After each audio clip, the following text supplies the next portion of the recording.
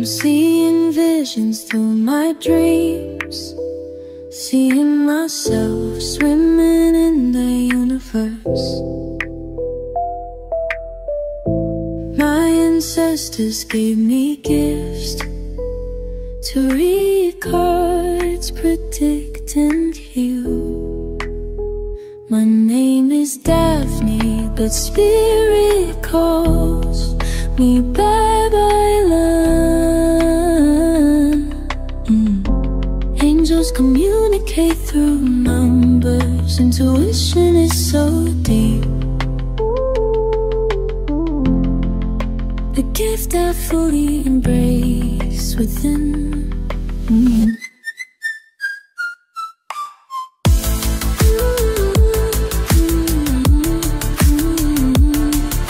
Hello Pisces, welcome po sa inyong reading. So this is for May the 21st to May the 31st reading.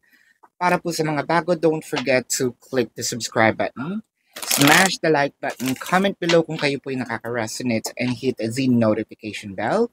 Kung gusto niyo pong sumali sa ating live sessions, dun po yan sa ating kabilang channel, that is Babaylan TV. No, yan po ang ating unang channel catered for our international audience. Ayan, nandun po siya.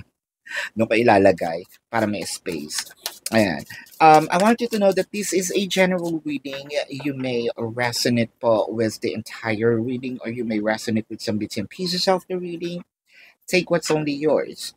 So, Pisces, this week, I feel like itong pagbabago na ma-experience natin is going to be learning experience. It could be an aha moment, no?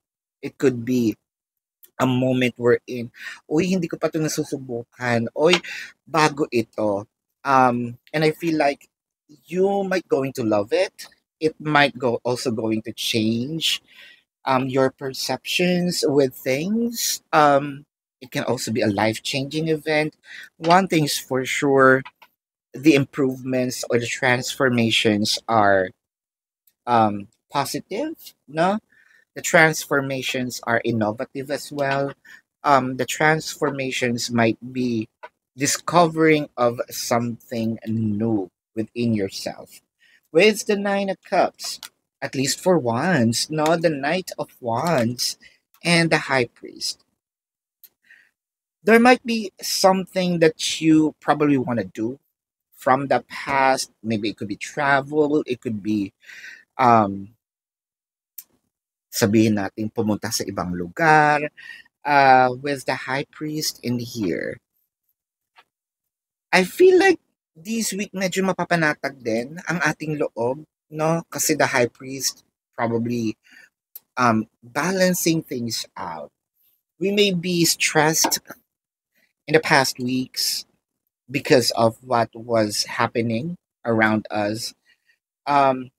But I feel like medyo itong adrenaline natin, no? Medyo mabilis in the past weeks.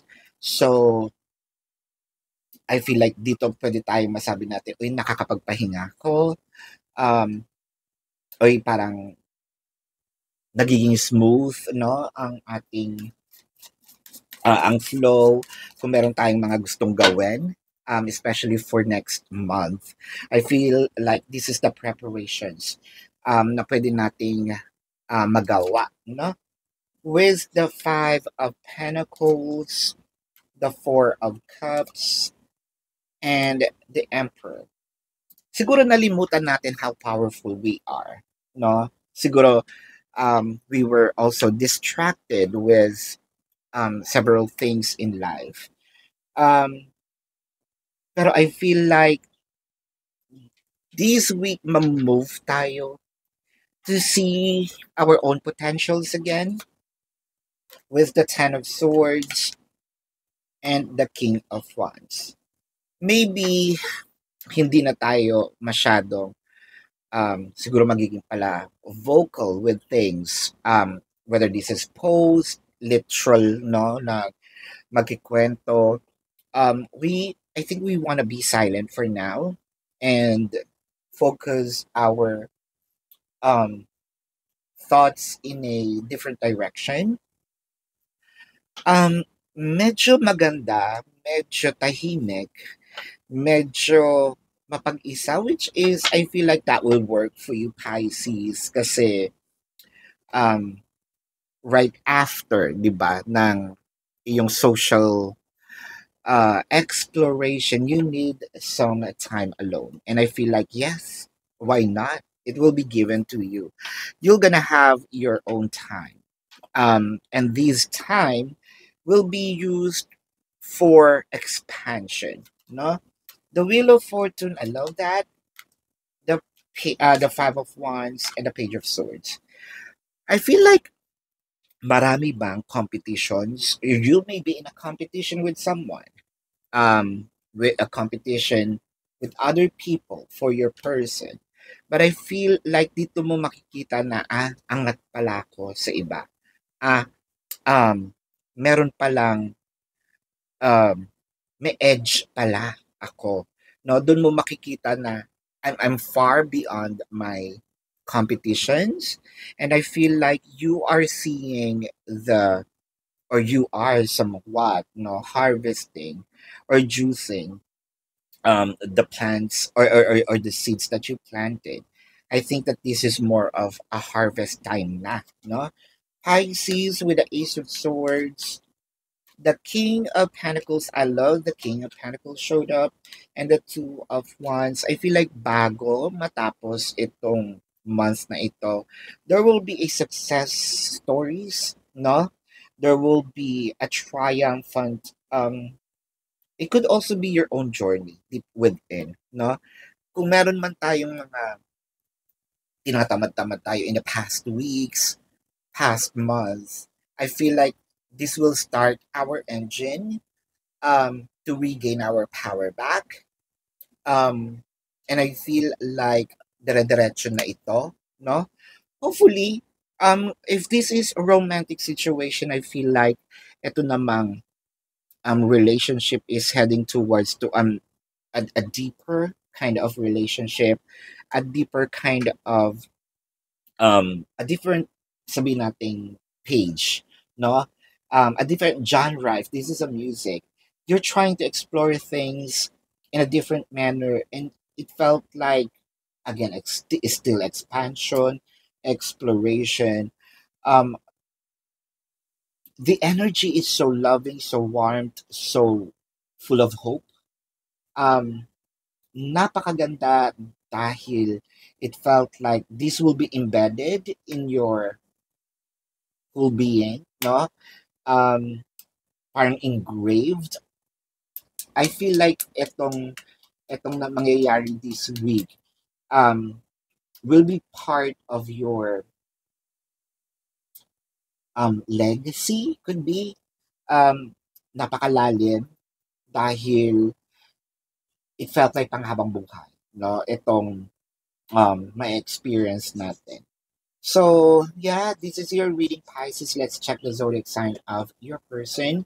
This can be their sun sign or a placement in their chart. Pero bago po yan, I want you to know na sa kabilang channel po, Babaylan TV, yan po ang ating unang channel catered for our international audience. Nagla-live po tayo doon.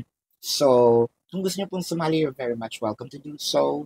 Pero kung hindi niyo po maabutan, pwede naman kayo magtanong dito sa ating comment section as long as yung question po is answerable by yes or no. Pero kung hindi po kayo papatulugin ng yes or no na sagot, dumiretso na po kayo dun sa ating website. Sa description box ng video na ito, there is a link. Click the link, you will be routed to my website. Nandun po yung information. Name, number, QR code, amount per questions. Take advantage of the 4 questions plus 1. Discounted na po yun. And if you want to book a private reading, nandun din po siya. No? So let's check again the zodiac sign of your person. I'm seeing Leo, Taurus, Sagittarius,